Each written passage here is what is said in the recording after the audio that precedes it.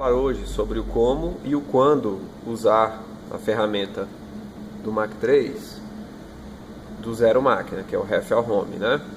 Então, obviamente, sua máquina tem que ter sensores de final de curso, né? Que aqui são usados como limite. Você vê o X e o Y aqui com sensores. Os outros sensores da máquina são só finais de curso mesmo. Só esses dois, o inferior à esquerda e o inferior para baixo da máquina aqui, que são os limites. Então, se eu posicionar a máquina em qualquer lugar aqui, ó, para frente, por exemplo, por algum motivo eu quiser voltar para a mesma posição, sempre a mesma posição com precisão, eu dou um Refill Home e a máquina volta. Então, nesse caso, essa posição aqui seria o meu zero máquina, né? Então, eu coloquei um exemplo aqui, um acrílico de 15 mm, por exemplo, que é uma peça cara, tem uma usinagem às vezes grande, e nesse caso seria até mandatório, eu preciso ter a confiança que se eu precisar voltar na minha usinagem na mesma posição, eu consiga. Então eu uso o zero máquina para fazer isso. Mas nem sempre a peça que eu tenho vai ficar presa aqui no início da máquina. Às vezes eu preciso zerar por uma questão que a peça já estava usinada e tal, aproveitar um pedaço, usinar em outra posição.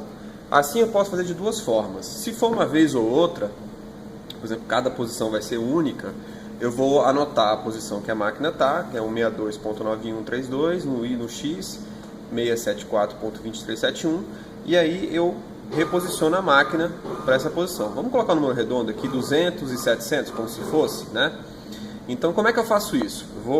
Faz de conta que eu perdi meu zero. Eu vou aqui até zerar errado aqui. Falamos em 200 no X e 700 no Y, né? Então eu venho aqui, vou dar um Refill Home. Deixa eu voltar um pouco mais rápido aqui para a posição. Vou dar um Refill Home. Você vê, posso zerar, você vê que estava errado, né?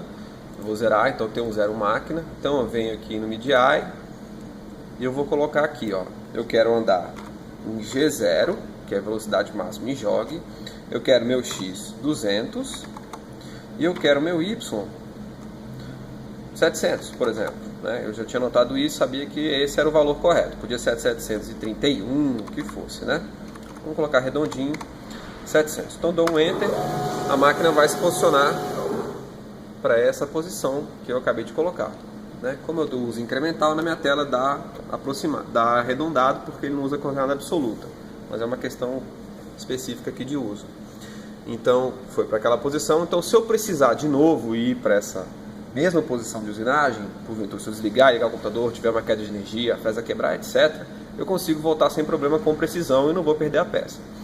A segunda opção, o pessoal de molde usa muito isso, que é você voltar sempre para a mesma posição. Ele tem uma posição fixa. Claro, ele podia digitar como eu digitei aqui, mas ele tem sempre essa posição. Então ele vem config aqui, Home and Limits, e ele vai cadastrar a posição G28, que é o Home Location. Então, por exemplo, o zero dele de usinagem não é no início da máquina como o meu era aqui. Ele quer sempre começar num ponto à frente ali. Então eu coloquei, por exemplo, aqui 250 mm. Então, se eu for no zero máquina aqui, eu vou voltar de novo para o Refill Home. Deixa eu dar uma acelerada, porque senão ele volta devagarzinho. Vou dar um Refill Home. Você lembra que o meu G28 é 250, né?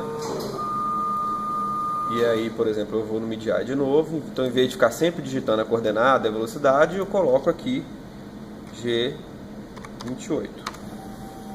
Ele vai para o zero, então ele vai para 250. Sempre a mesma posição. Aí, dessa forma, eu consigo reposicionar a máquina um dia depois do outro, ou por qualquer eventualidade, com precisão, e eu não perco a peça que eu estava trabalhando. Beleza? Um abraço, pessoal.